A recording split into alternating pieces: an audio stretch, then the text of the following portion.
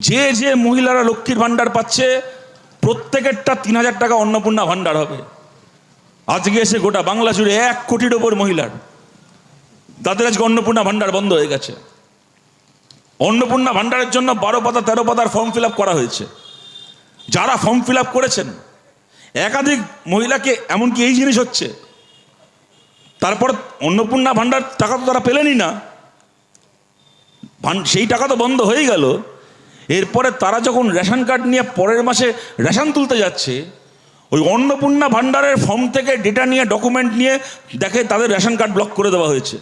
Ration দোকানে গিয়ে শুনছে, রেশন দোকান বলে দিচ্ছে আপনার কার্ড কালো হয়ে গেছে, আপনার নামের পাশে আপনার কার্ড ইনঅ্যাক্টিভ হয়ে গেছে, ব্লক হয়ে গেছে। কেন না, অন্নপূর্ণা ভান্ডারের ফর্মে জায়গা ছিল যে বাড়িতে কোনো 2 চাকার বাইক আছে কিনা, স্কুটার আছে কিনা, তার হয়তো কোনো ছেলের কি তার বরের হয়তো একটা 2 চাকার একটা বাইক আছে, তার ছেলে হয়তো এখন সুইগি জোম্যাটোতে খাবার ডেলিভারি করে কি অ্যামাজন ফ্লিপকার্ট ডেলিভারির কাজ করে, বাড়িতে তার 2 চাকার বাইক আছে, সেই মহিলা সেটা লিখেছে। তো বাড়িতে 2 চাকার বাইক আছে মানে তোমার রেশন থেকে এখন নাম কাটা। বাড়িতে ফ্রিজ আছে কিনা ফর্মে জানতে চেয়েছিল, অন্নপূর্ণা ভান্ডারের ফর্মে লিখেছে আমার বাড়িতে ফ্রিজ আছে। তো বাড়িতে ফ্রিজ আছে মানে তার অন্নপূর্ণা ভান্ডার তো সে পাবেই না, এমনকি রেশনে বিপিএল তালিকা থেকে নাম বাদ চলে যাচ্ছে। গোটা বাংলা জুড়ে এই জিনিস ঘটছে, আপনারা দেখতে পাচ্ছেন। পঞ্চায়েত এলাকায় সার্কুলার করলো 233 টাকা করে বাড়ির ট্যাক্স, ওটাকে নাকি 1200 টাকা করে দেওয়া হবে যে কোনো দিন। বিক্ষোভ হলো, শুভেন্দু অধিকারী ঘোষণা করলেন যে আমি অর্ডার দিয়েছি পঞ্চায়েত দপ্তরকে ওই সার্কুলার আপাতত ফেরত দিতে হবে। আপাতত ফেরত দেওয়া মানে কাজ বাদে কাল আবার চালু করবে। এটা 5 বছরের বাচ্চাও দেখতে পাচ্ছে। সরকারি চাকরি, আমাদের রাজ্যে সরকারি চাকরি 15 বছর ধরে বন্ধ হয়ে পড়েছিল।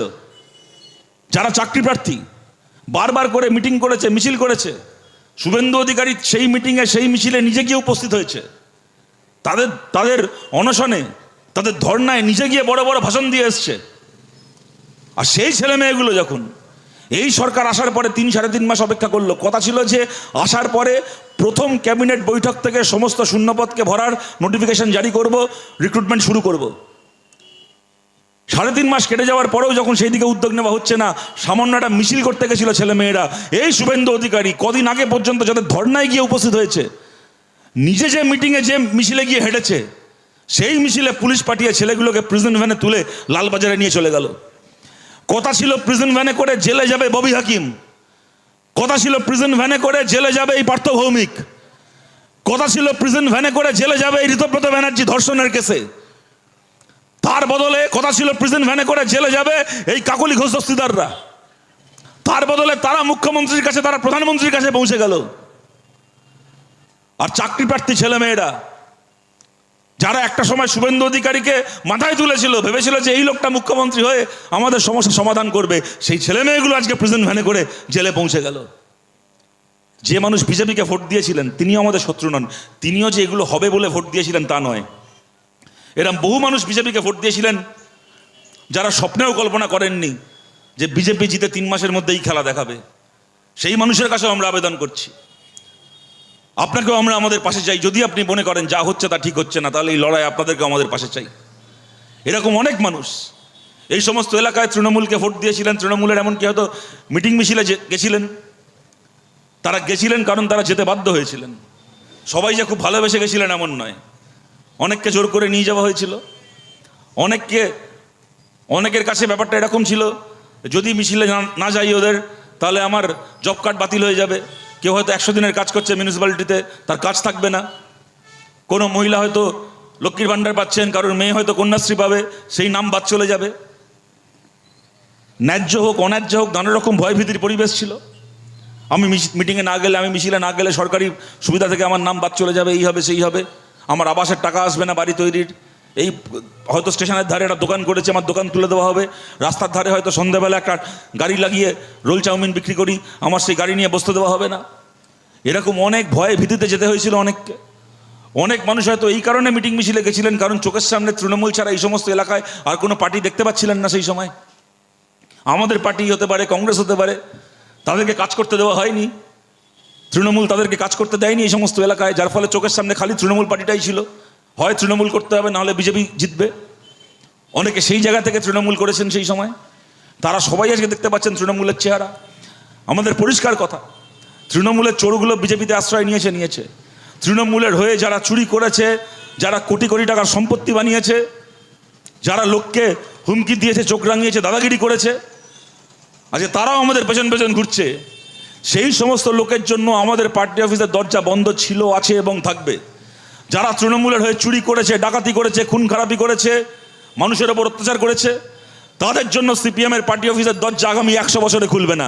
কিন্তু তার বাইরে তৃণমূলের সাধারণ কর্মী সমর্থক যারা চুরি করেনি, যারা ডাকাতি করেনি, যারা মানুষের সঙ্গে খারাপ ব্যবহার করেনি, যারা তৃণমূলের নাম ভাঙিয়ে এলাকায় রংবাজি করেনি, খালি সাধারণ রাজনৈতিক কর্মী হিসেবে তৃণমূলের হয়তো মিটিং মিছিল করেছে, দেওয়াল লিখেছে, তৃণমূলের সবাই গেছে, তৃণমূলকে ভোট দিয়েছে, তার ওপর সাধারণ মানুষের কোনো অভিযোগ নেই যাদের ওপর, সেই সমস্ত মানুষের কাছে আমরা আবেদন করছি, যদি আপনারা মনে করেন আজকের পশ্চিমবাংলায়, আজকের ভারতে বিজেপির বিরুদ্ধে যে লড়াইটা করা দরকার সেই লড়াই আমরা বামপন্থীরা লড়ছি, তাহলে এই লড়াই আপনাদেরকেও আমাদের পাশে চাই।